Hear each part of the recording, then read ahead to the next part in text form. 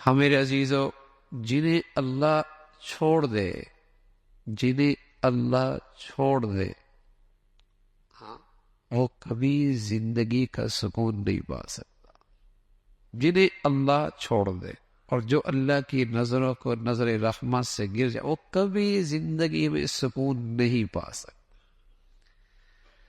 باقی ساری چیزیں اس کے پاس ہو سکتی ہیں، دنیا ہو سکتی ہے، مال ہو سکتا ہے، دولت ہو سکتی ہے، سب چیزیں ہو سکتی ہیں، کیونکہ مال اور اولاد یہ دنیا کی بھلائی نہیں ہے۔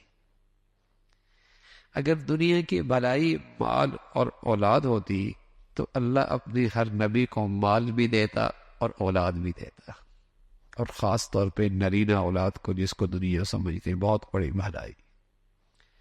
مال اور اولاد نرینہ، اگر دنیا کی صرف یہی بھلائی ہوتی تو میں عرض کر رہا ہوں کہ اللہ کا کوئی نبی اس سے خالی نہ ہوتا۔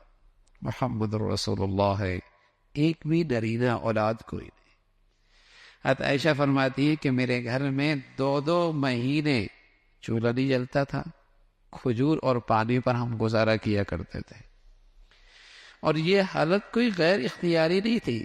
اللہ نے اپنے حبیب سے کہا رکھا تھا کہ اگر آپ چاہیں تو یہ پہاڑ جو مکہ میں ہیں یہ سونا بنا دوں، جتنا چاہے اس میں سے آپ استعمال کرتے رہے۔ تو بھلائی یہ نہیں ہے، بھلائی یہ نہیں ہے کہ اسے نرینہ اولاد مل جائے، اسے دولت مل جائے، یہ بھلائی نہیں ہے۔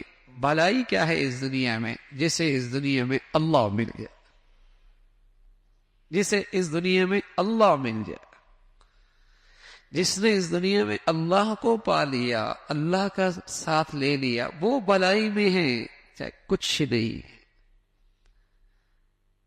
یہ تو ہماری بھول ہے یا ناسمجھی ہے کہ جس کے پاس دولت دیکھ لی، بڑا اسٹیٹس دیکھ لیا، اولاد نرینہ دیکھ لی، بڑے نصیب اچھے اس کے، بڑے نصیب اچھے، اس کی قسمت بڑی اچھی ہے۔ دیکھتے نہیں، باپ یوں ہی چھوڑ گئے تھے اور اب اس کی 5 فیکٹریاں ہو گئی۔ دیکھتے نہیں کہاں سے کہاں پہنچ گیا ہے، کیا تھا اور کیا ہو گیا ہے، کیا نصیب ہے اس کے۔ ارے میرے عزیزو، اس کا نام نصیب کا جاگنا ہوتا اور اقبال کی بلندی ہوتا تو اللہ اپنے پیاروں کو کیا کچھ نہ دیتا، اللہ اپنے پیاروں کو کیا کچھ نہ دیتا۔ اس دنیا کی بھلائی یہ ہے اللہ مل جائے، اللہ مل جائے۔ اور میں عرض کر رہا ہوں کہ سب کچھ مل جائے، اللہ نہ ملے تو سکون نہیں مل سکتا۔